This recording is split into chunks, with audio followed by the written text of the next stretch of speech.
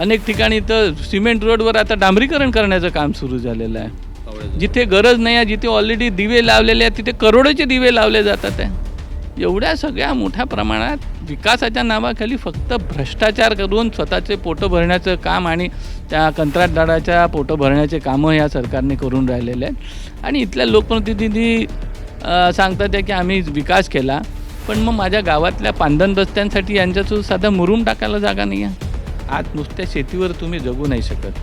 तर शेतीसोबत फळबाग आहे आणि सोबत दूध उत्पादन किंवा गोट फार्मिंग याच्यावर आमचा भर आहे. आज आपण इथून म्हणजे बार्शी आणि सोलापूरपासून दूध आपल्या इथे येतं, अहमदनगरवरून दूध इथे येतं.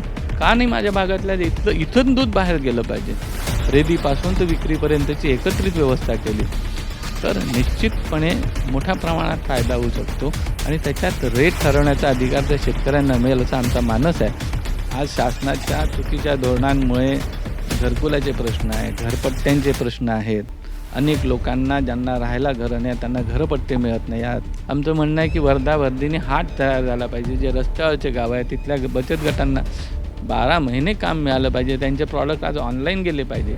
काही बचत गटांचे जातात आहे, पण त्यांना प्रॉपर गायडन्स, त्यांना प्रॉपर फायनान्स, त्यांचं प्रॉपर मार्केटिंग ही सगळी यंत्रणा आपण उभी करू शकतो. सज्जन वर्ग आहे किंवा जो शिक्षित वर्ग आहे तो जर का ॲक्टिव्ह नसला तर मग दुर्जनांचं भावतं आणि मग आपण अशा वेळेला आपण मूक भरून फक्त रूममध्ये चर्चा करून टीका टिप्पणी करायची आणि मग लोकांना म्हणायचं सामान्य माणसांना किंवा तुम्ही चुकीच्या माणसांना निवडता, हे टाळायचं असेल तर कुठेतरी आपण जर का काही चांगलं करू शकत असेल, आपल्या मनात ज्या काही चांगल्या गोष्टी आहेत त्याला मूर्त स्वरूपात आणलं असतं तर त्याला काहीतरी संविधानिक पद लागतं आणि त्या संविधानिक पदासाठी लोकशाहीच्या याच्यामध्ये निवडणूक हे एक मार्ग आहे आणि म्हणून यावेळेला निवडणूक लढवण्याचा मी मानस केला आहे.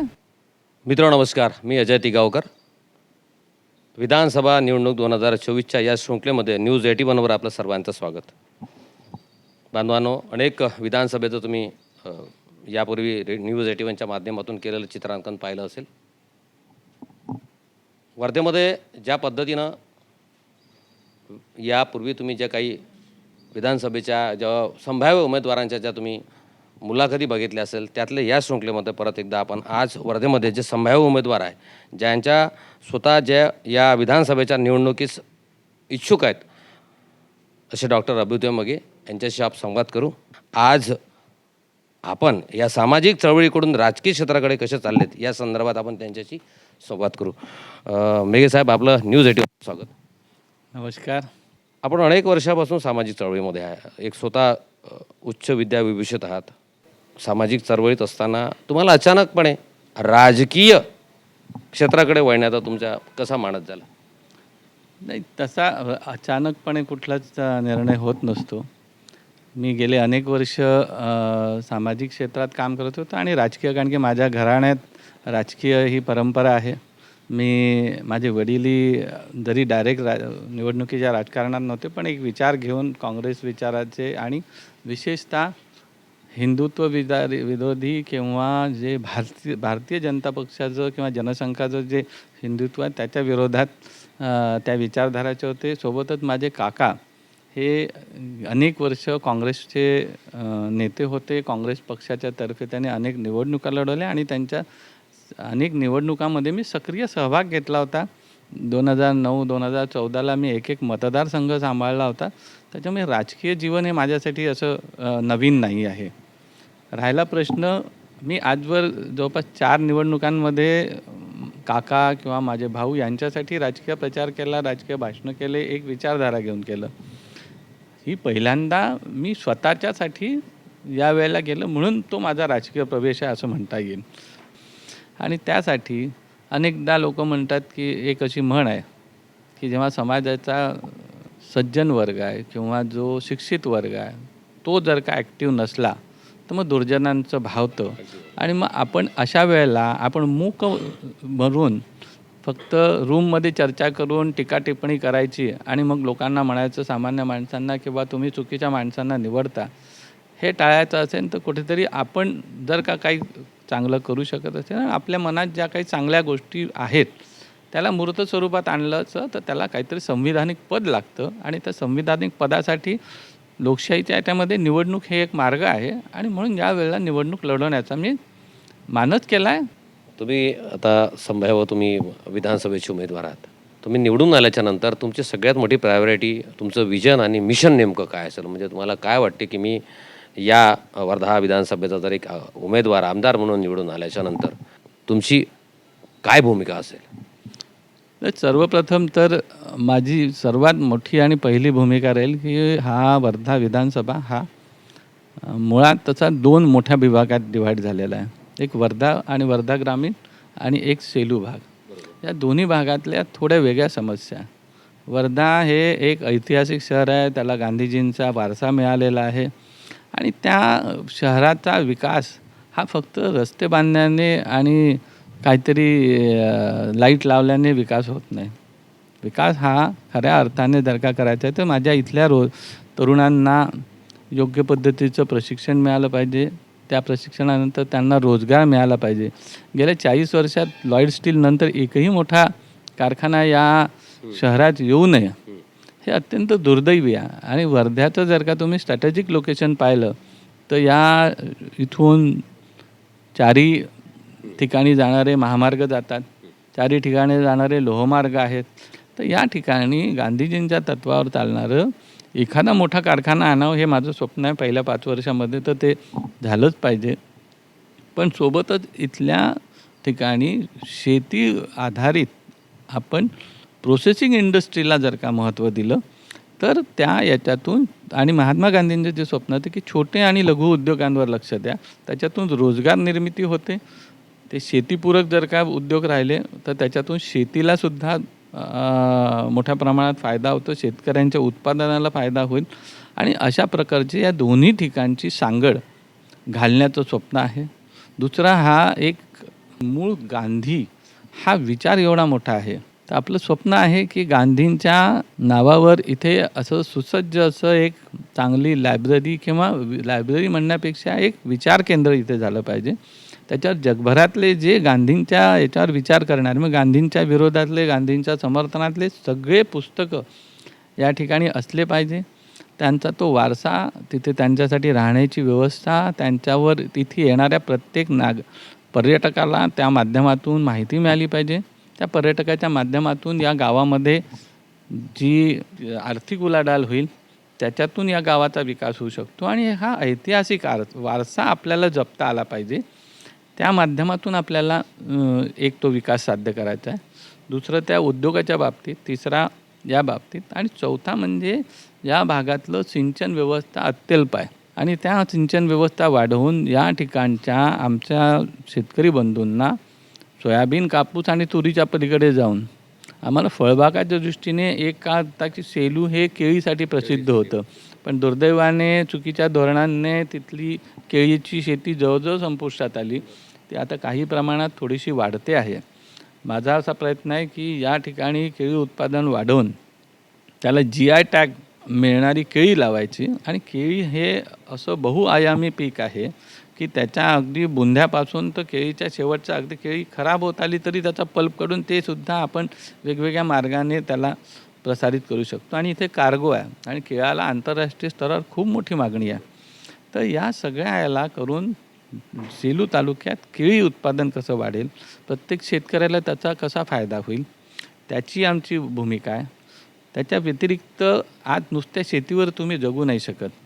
तर शेतीसोबत फळबाग आहे आणि सोबत दूध उत्पादन किंवा गोट फार्मिंग याच्यावर आमचा भर आहे.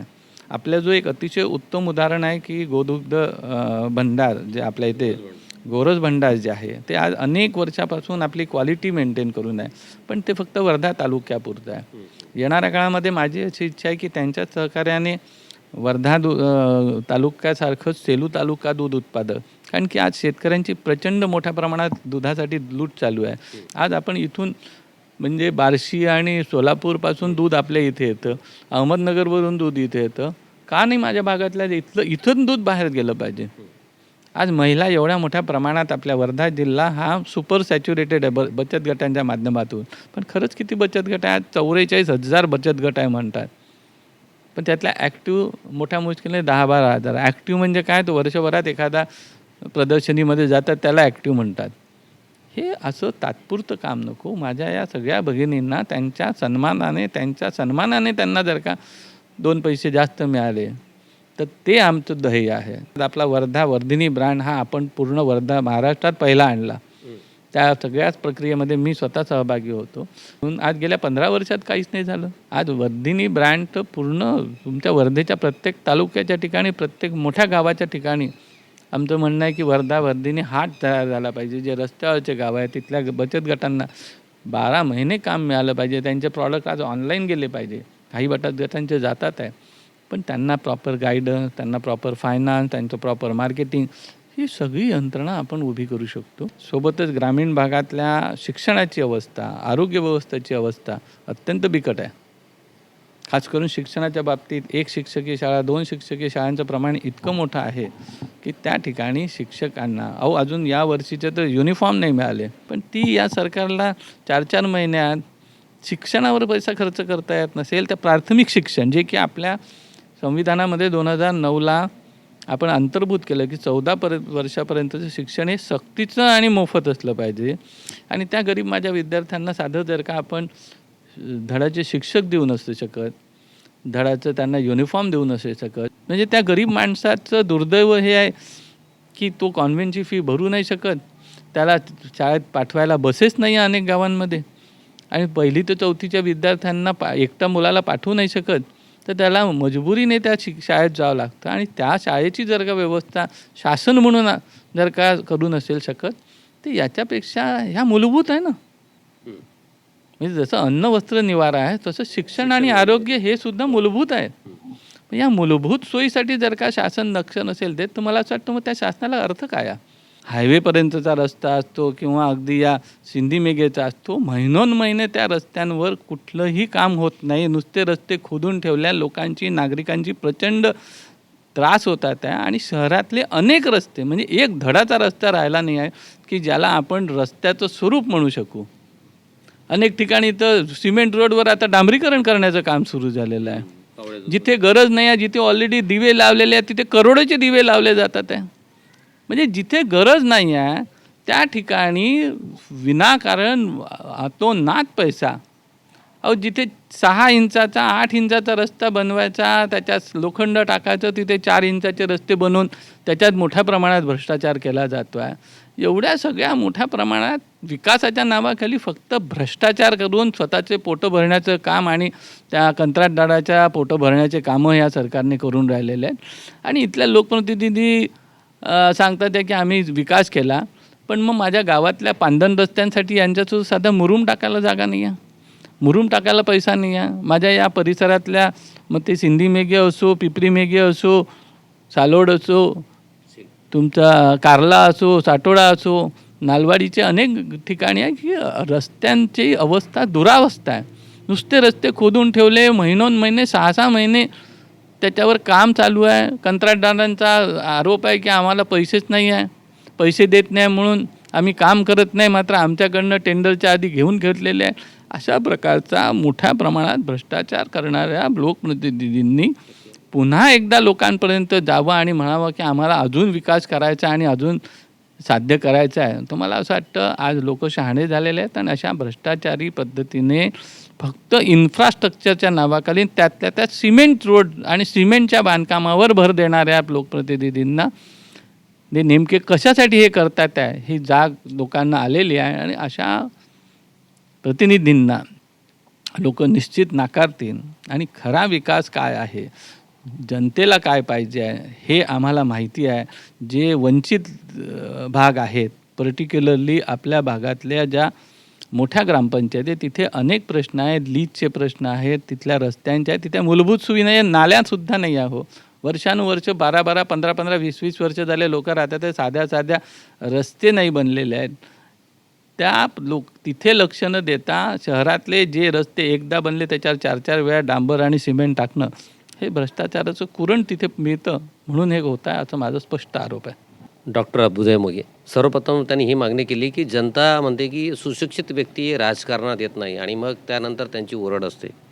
दुसरं त्यांनी या सांगितलं की मी ज्यावेळेस इथला प्रतिनिधी होईन तर सर्वात माझी पहिली प्रायोरिटी असेल ती म्हणजे इथल्या बेरोजगार हाताला काम देणे, त्यांना प्रशिक्षण देणे, शेतीपूरक जोडधंदे व्यवसाय करून शेतकऱ्यांना समृद्ध करणे, त्याच्या शेताला सिंचन, शाळा आणि त्यानंतर आमच्या ज्या महिला भगिनी आहे, या महिला भगिनीचं जे वर्धिनी जे बचत गट आहेत, या बचत गटाला एक सर्वांगीण व्यवसायाचा दर्जा देऊन त्याला त्याची जगभरात त्याची वाढ करणे.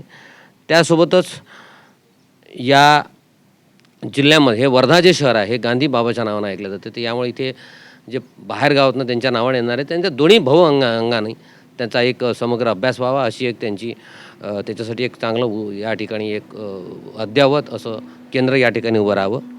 असे अनेक मुद्दे घेऊन ते आपल्यासमोर या 2024च्या निवडणुकीला सामोरे येतात.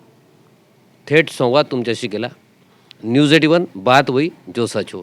थांबतो. जय हिंद, जय महाराष्ट्र.